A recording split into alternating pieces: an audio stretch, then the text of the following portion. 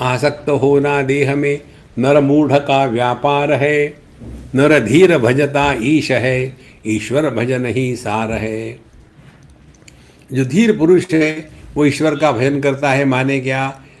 देखो, भगवान का नाम लेना इत्यादि सब आवश्यक है, लेकिन सबसे बड़ी साधना है प्रसन्न रहना, कंप्लेन नहीं करना, give minimum choice, don't get lost into arguments.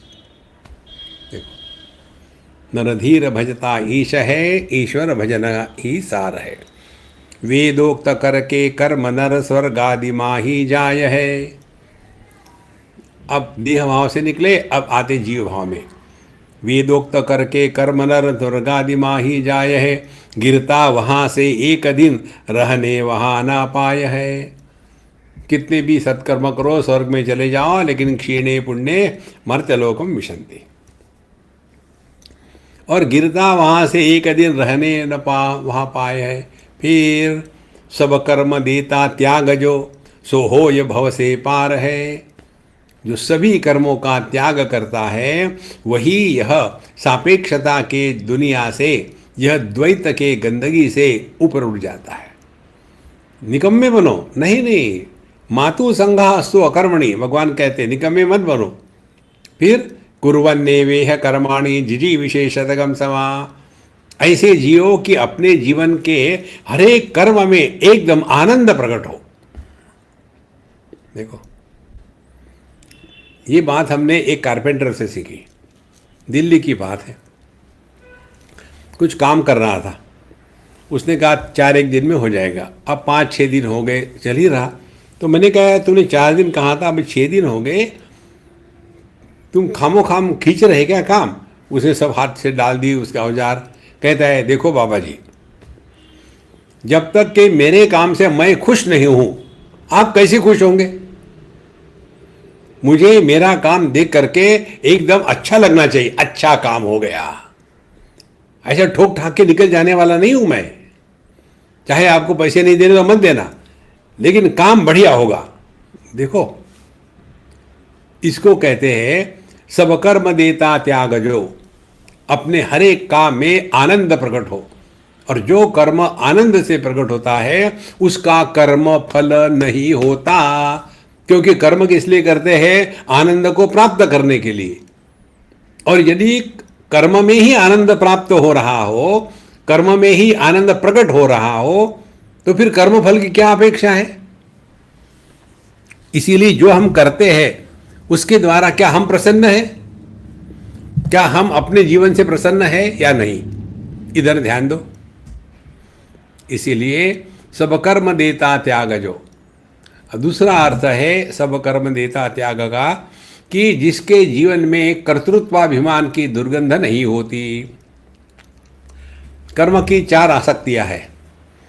एक तो कर्मासक्ति, 2 मिनट शांत नहीं बैठ सकते, कुछ ना कुछ करते रहना है।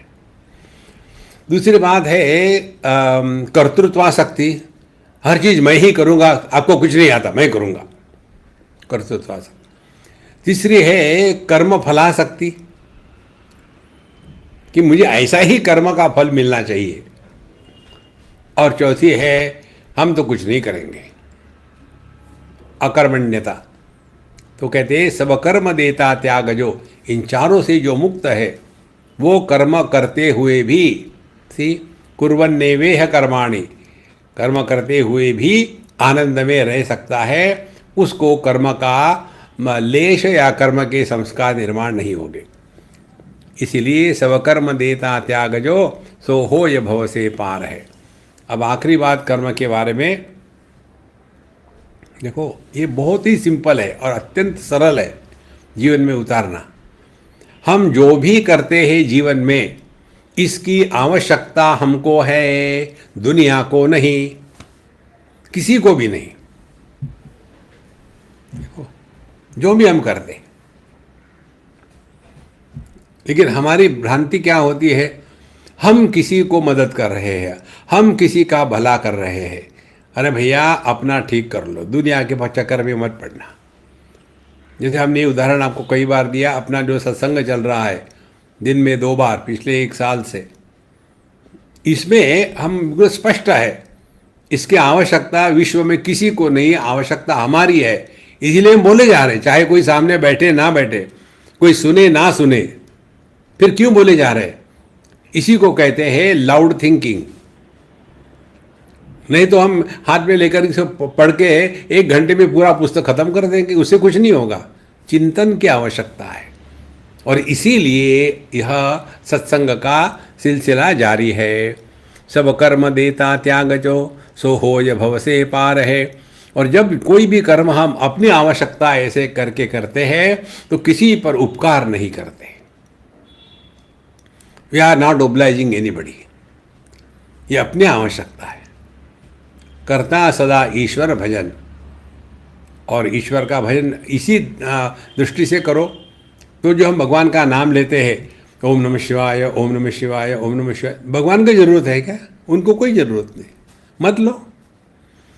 भगवान की पूजा करते हैं, उनको कोई ज़रूरत नहीं।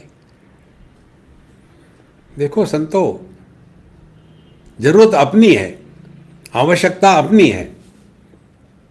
इसीलिए करता सदा ईश्वर भजन। तो ऐसा करते करते व्यक्ति के जीवन में यह जो अहंकार का विष है, जहर है, वो निकल जाएगा। इसीलिए ईश्वर भजन ही सार है।